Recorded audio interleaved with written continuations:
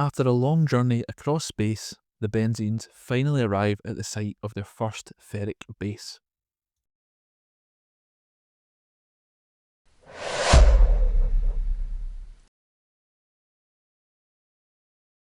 They've chosen a broad, stable plateau near the rim of an ancient crater.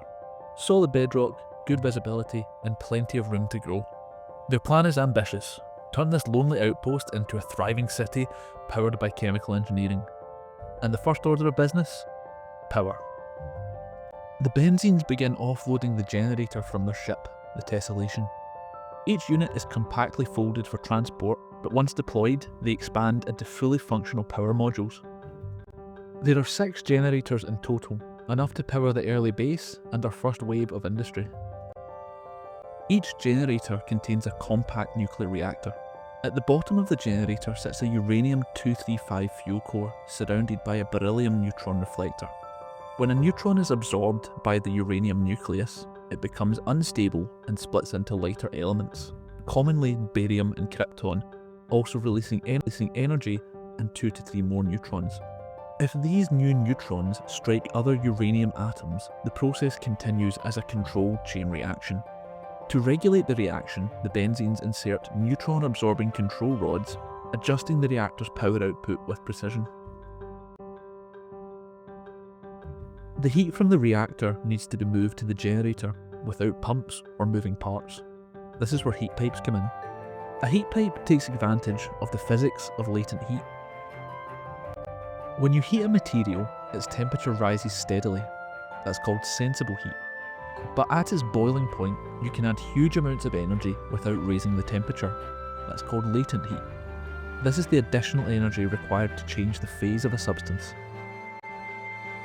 Inside the heat pipe, liquid sodium absorbs heat from the reactor and boils.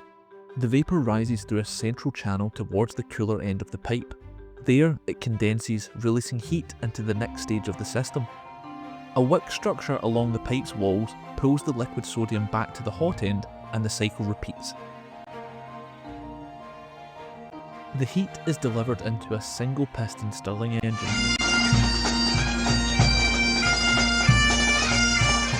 sealed and filled with helium. The lower chamber is heated by the reactor's heat pipes. The helium then expands and pushes the displacer piston upwards. This moves the gas towards the colder region near the top of the engine. As the gas cools, it contracts, pulling the working piston back. A spring returns the displacer, shifting the gas back to the hot side. This rhythmic shuttling of gas between hot and cold zones creates a continuous cycle of expansion and contraction, and that drives the working piston. The piston moves a magnet through a copper coil, generating electricity through electromagnetic induction. Not all heat can be turned into electricity.